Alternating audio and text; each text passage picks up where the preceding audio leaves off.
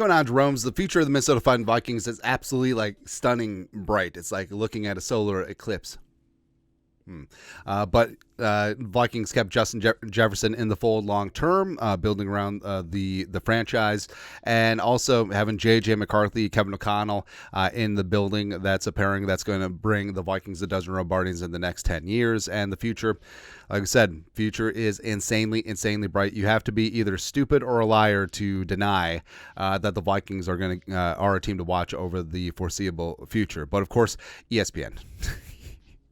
Ranking 2024 NFL Roosters best projected starting lineups. Now, I fully understand that a lot of people are skeptical about the Vikings, and it's just like this magical thing. It's like, oh, well, the Vikings got rid of Kurt and Daniil, so that means that they got precipitously worse, even though both those guys are on the wrong side of 30. Kurt definitely so, and the Vikings saved a ton of money and cap space by letting them go, even though they're taking on the chin in terms of 2024 void year dead cap hits coming home to roost. But the cap space is beautiful this season and next season going forward. The Vikings have either superstars or future superstars at several key positions. So again, I don't understand why all the hatred, but it's okay.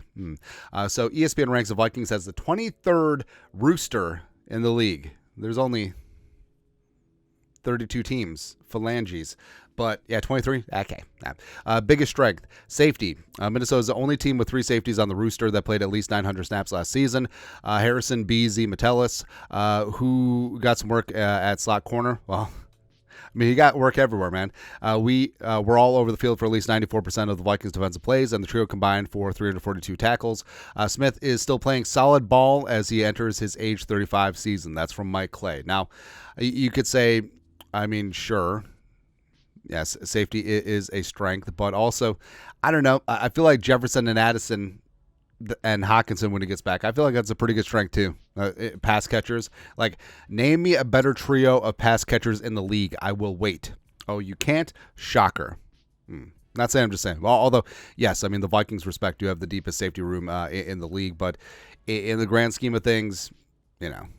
Yeah. Biggest weakness. Also, the fact that Metellus is basically just a joker on defense and only is safety in name only. Yeah. Biggest weakness. Interior defensive line. Fair. Harrison Phillips is a serviceable veteran. Serviceable. Though the 20-year-old struggled to generate much pressure last season, he's never really been a pressure guy. Okay, 6 pass rush wins. There's not a ton of love behind him with journeyman Jonathan Bullard, Jerry Tillery, and Jonah Williams' position to handle the bulk of the snaps. The team's only draft day investment in the position was 7th rounder Levi Drake Rodriguez. That's also Mike Clay. Now, what he doesn't understand is that so Tillery and Jonah, are they really lined up for work?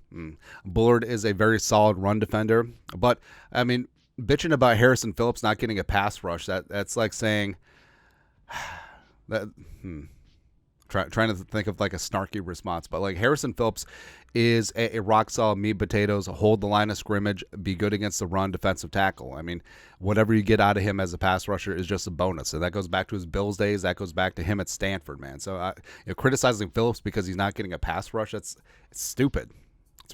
It's ridiculous. Like, hey, you're a good accountant. Can you farm? I just bastardized the Mitch Hedberg joke, but that's about it. But yeah, I mean, the Vikings were interested in Christian Wilkins. You know, they weren't going to pay what the Raiders paid. Sort of is what it is. And yeah, the Vikings didn't come away from the offseason really nailing the defensive line. Now, Tillery, hopefully he can pan out some of that potential. Jonah Williams has familiarity with the coaching staff. Maybe Redmond or Jihad Ward could be something. Levi Drake Rodriguez is a project at best, but also I think he does have some potential. But I think it comes down to Jaquelin Roy and James Lynch. In terms of you need 2 guys that can blow up a gap. Both of them are very capable of that, either as a 5-tech, a 3-tech, or as a pass rushing nose tackle. I think that James Lynch and Jaquelin Roy are the guys who really need to step up. Next, X factor for 2024, receiver Jordan Addison. He was solid as a rookie. He would have had the best rookie season if Puka didn't happen, but okay, solid. With 1.6 yards per route run. 1.6 yards per route run and 42 gigawatts and a 54 overall score in the receiver tracking metrics. I need to just come up with a metric because it's proprietary, so I don't have to explain it. Hey, Jordan Addison was a 75. What's the scale? Doesn't matter. F yourself.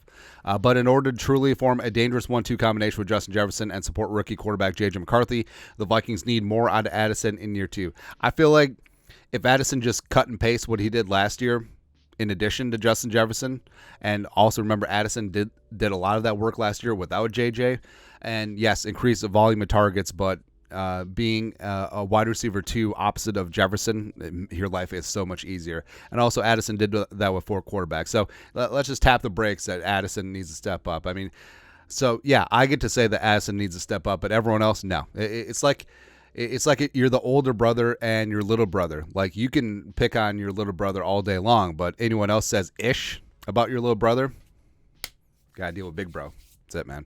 Non-starter, no. Receiver Brandon Powell. It's almost like these guys only care about fantasy football. The Vikings used 11 personnel in 65% of offensive plays last season. I think that number is going to go down.